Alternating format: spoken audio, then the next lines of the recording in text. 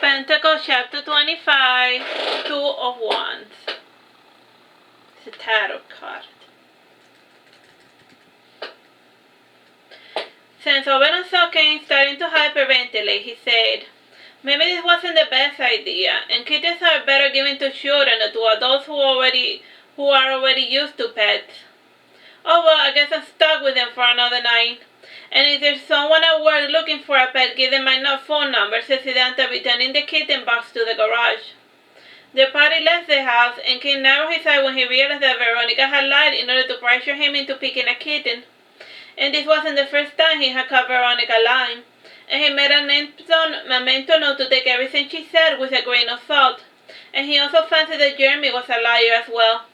The kittens he was keeping were probably T-Bot's true descendants, or maybe they all belonged to T-Bot. Who could say for certain? Cain returned to his house empty-handed, and Jack sighed with relief. He didn't particularly like pets. He still had bad flashbacks of getting chased by marmalade all over the house, and his brother's Cocker Spaniel positively hated his guts. The party came to an end, and Oberon felt guilty about not having a present for Cain, and he should have thought of a backup gift, and even a terrible mug would have been better than nothing. He saw the clock slowly ticking, and he still had 2 hours to get a thoughtless present. What does he like? What does he like? He already got games from his grandma and father. Should I get him a video game? No, I don't know what games he likes. Maybe a book? Drawing supplies? He draws a lot, thought Oberon. "I'm going now," said Oberon, making his way towards the door. "You're leaving me alone, and on my birthday no less," whined Cain. "I'm just trying to give you a present. I wasn't expecting you to reject the cat," said Oberon. The conversation was interrupted by a knocking on the door, and when they opened it, they saw Jeremy outside with a cat box. And this time there was only one kitten left, and by the look on his eyes, he seemed like he was crying. "The black dog that sometimes breaks into my house attacked the kittens, and Tiba was able to push him back. But now I see that my house isn't safe for them anymore, and if this one annoys you, we can rehome him, but for now, please give him shelter," said Jeremy. "If the dog is giving you trouble, just put him down," barked Jack, rolling his eyes. "That is easier said than done," said Jeremy bitterly. "And in any case, here's a little cat treat with a scratcher so he doesn't break your furniture, and his leash and his litter box, and some food, and an instruction manual." "Do you need him already?" asked Cain. "She sometimes answers to Julia," said Jeremy. "But if you want to summon her to your side, you need to whistle like this." Jeremy began to whistle, and the kitten clawed all his way up his jeans, and Julia then nestled into his arms, and Cain found the little quirk extremely endearing, and he took the cat into his house before closing the door. Oberon fancied that Jeremy had lied about the dog in order to make it easier for Cain to adopt the kitten. And that night, Cain played with a kitten, and he allowed it to fall asleep inside his bedroom. And with Cain mellowed out, Oberon felt like it was as good a time as any to mate.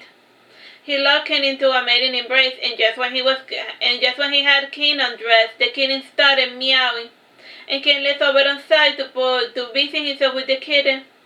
"Oh God, I knew this was a bad idea. What was I thinking?" barked Oberon, passing his hand nervously over his hair. "I'm sorry. It is Julia's first night here, and I want her to feel comfortable, and it must be difficult for her to be separated from her siblings," said Cain. "A pity indeed, but such is the life of a pet cat," said Oberon. "It's getting late. I don't think we had time to do much anyway," said Cain, pointing at the clock.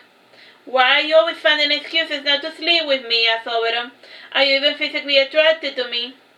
Cain turned his eyes to the left for a second, and he was overthinking a response. "Just as I thought," said Oberon, pacing about the room. "And never once have you ever told me that you love me while we sleep together. And just what is it that you find so awful about sleeping with me? I can take a critique, or is the fact that I'm a man that you find so revolting?" "I don't find you revolting, Oberon. I love you, and there isn't a moment where I don't long to be safe inside your arms," said Cain, extending his arms. And Oberon smiled warmly after being reassured of their bond, and he gave his boyfriend a brief hug, and he took the box with the cat before dumping it inside Jack's bedroom. "The kitten doesn't want to sleep alone," explained Oberon. "And why is that my problem?" protested Jack. "And why can't you sleep with the kitten?" "He whines every time I try to mate with your son, so," explained Oberon. "Fine, the little furball can stay, but just for tonight," said Jack, sighing with frustration. Oberon returned to the bed, and he smiled when he saw Cain under the bedsheets, and Oberon jumped into the bed before unceremoniously splitting his boyfriend in half. And unlike his previous engagement, Oberon began to ask for feedbacks. "You like this, don't you?" asked Oberon. And Kane meekly nodded in response, as his face blushed a deep crimson. And every time Oberon asked, he gave the same silent response. And after 20 minutes, Oberon remembered that it was his partner's birthday, and he rolled in the bed to have Kane be on top of him. "Since it's your birthday and now you can act dominant and do with me what you will," ordered Oberon. "You can even ride me like a pony." Kane frowned without meaning to, and he had gotten used to Oberon being dominant, and it was so relaxing not to have to think of a routine. And he thought of the first time he slept with Oberon and the critique he received afterwards. "I'm sorry, but you told me you don't like being ridden," protested Kane before kissing Oberon's lips. "I can put up with the pain if it makes you happy," said Oberon. "Hurting you for my own benefit doesn't sit right with me," said Kane, kissing lower and lower. "I love you, Oberon." "So you keep saying," said Oberon, rolling his eyes. And he was about to say more, but Kane touched the most sensitive part of his skin. The following morning came, and everything seemed alright, but Oberon couldn't shake the feeling that there was something amiss. And he remembered that night that Kane had cried while the two made love, and he began to fancy that maybe Kane didn't like to take it with the lightning shot, and maybe he was afraid of being honest. And as for Kane, the only thing he could think about was his own perceived failures in the bedchambers. And ever since Eugenia had dumped him, he had become self-aware, self-conscious about mating, and whether it was pleasure or not, it wasn't part of his equation. "And if I meet all of Oberon's needs, he won't leave me," thought Kane while he made breakfast. "Kane, we agreed that we were going to be honest with one another," insisted Oberon. "Are you not happy with the food?" asked Kane, struggling to change the subject. "It's fine, great even. It's just that why did you cry that night? I need to know the truth, and if there's something else that you don't like about what I'm doing, you need to tell me," said Oberon. "The toys you use to overcompensate do not amuse me," said Kane, finally being honest. "They are not for overcompensation, barked Oberon, becoming extremely offended, and he slammed his hands on the table for good measure. "Be honest with me," I said. "How dare you be honest with me?" "I'm sorry, never mind. Forget I said anything. It was a joke," said Kane, laughing nervously. "A bad joke, to be precise." "It's too early in the morning to be having this conversation," said Jack. "And put the argument on hold and go to work, both of you." "Yes, father," said Kane meekly. "And take your stupid cat with you," said Jack. "The kitty cat is not stupid," protested Kane, "and she already knows a trick." Kane whistled and he patted the side of his pants, and the kitty cat Julia clawed her way up his leg onto his arms. "And do you think they would let me take the cat to work?" asked Kane, petting the kitten. "It is not as if they have been sending me out on patrol much." "Don't ask me, ask your boss," asked Jack. "I wasn't when I see him," said Kane, placing the kitten inside his pocket. He also collected some kitty litter inside a Tupperware, and Jack made a mental note to never use a Tupperware ever again. And with the food and his things collected, Kane was able to go take the cat to work, and a part of him already knew the answer to the question. Even so, he felt like he wanted to push his luck. And he kissed a moody Oberon on the cheek before departing. And as far as he was concerned, the argument was a thing of the past. And as for Oberon, he was still pissed, and he drove to work grinding his teeth, and never in all his years had he felt so insulted. "Overcompensating, repeated Oberon. "And just because you're an elephant, it doesn't mean that mine is small." And as for Kane, he was regretting his sudden burst of honesty, and he said to Julia, "I don't know why I ever bothered to be straight with others. Honesty has never worked for me." "Meow," said Julia. "And do you miss your dad, Julia?" asked Kane. "Meow," repeated Julia. "I wonder if Jeremy found a job, and what of Tibble? What is he doing while his master is working?" wondered Kane. He arrived to work on time, and just as he predicted, his boss didn't allow him to bring the kitten to work, and they were going to tolerate Julia's presence for today. However, tomorrow Kane had to find a kitty sitter, and he fancied that maybe Oberon should take the cat to work. After all, he was walking Michael's path. And with his thought in mind, Kane drove to Oberon's work during lunch, and he was surprised to see that he was not there. "Where is Oberon?" asked Kane, looking about. "His sister got him a job interview," said Eugenia, looking up, and her dog Coco was resting her head on top of her belly while looking visibly worried. "Is anyone with you?" asked Kane. I'm fine, I'm not a child. I can be by myself for half an hour, scoffed Eugenia. And he sat down beside her to wait for Oberon to return. And while waiting, he took a moment to reunite Julia with her brother Typhoon. Typhoon lived in quite a spacious little cat tree, and he was in a cage enclosure for the time being, and Michael was worried about the dogs playing too rough with the kitten and vice versa. And they only interacted during walks and supervised playdates. And Typhoon meowed with delight when he saw his sister Julia, and the kittens proceeded to play. And with his kitten in good claws, because he's with the other cat, he busied himself with Eugenia. About Eugenia switching to gossip mode.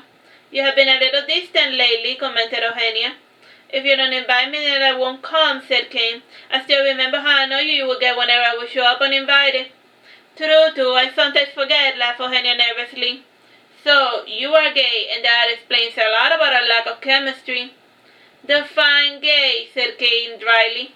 Gay is to like men, said Eugenia, smiling thinly, and she found it amusing to see Kane's ears turning red, and clearly he found it embarrassing to talk about his relationship with Oberon.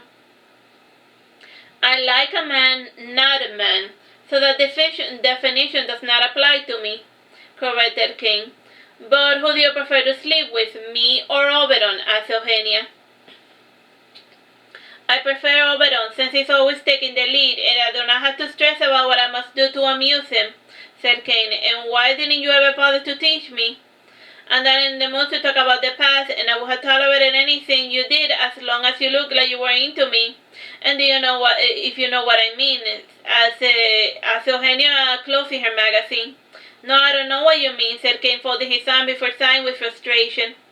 You never looked like you were enjoying yourself, and then when you started having your little panic attacks, you really started to frustrate me, and you turned something that was supposed to be fun into a project, and you weren't having fun, and I wasn't having fun anymore, and I just didn't see the point in tormenting one another, explained Eugenia. Is that the real reason you dumped me? Asked Kane. Because I turned mating into a chore. I dumped you because I wasn't in love with you and you were falling in love with me. And your lack of skill was not the main reason I dumped you, said Eugenia. And besides, I think we function better as friends. And we shouldn't have even started dating, all things considered. And I am like my father. I don't fall in love, and I have never felt that emotion. If you're not in love, then why are you marrying Santiago? Asked Kane. Because we're childhood friends, and he knows me better than I know myself, and I know him. It is enough for me, said Eugenia, opening her magazine again. You also know me, Eugenia, and you are the first woman I open myself completely to, said Kane, struggling with his emotion. And he looked at Eugenia's belly before adding, but it's fine, I get it. Just because you love doesn't guarantee that you are to be loved in return. Hey there, cheer up, said Eugenia, placing her hand maternally on Kane's knee. At least Oberon loves you, and when we talk about you, you're always the topic of conversation. I am, asked Kane, forcing a sheepish smile. And what does it say about me? Only complimentary things, said Eugenia, smiling warmly. The former lovers continued to speak about Oberon, and an hour passed before Kane realized, and he always enjoyed speaking with Eugenia, and he could tell her about any problem, and somehow she had a way of making him feel better about his miserable existence. That's the end of that chapter. Bye-bye and God bless.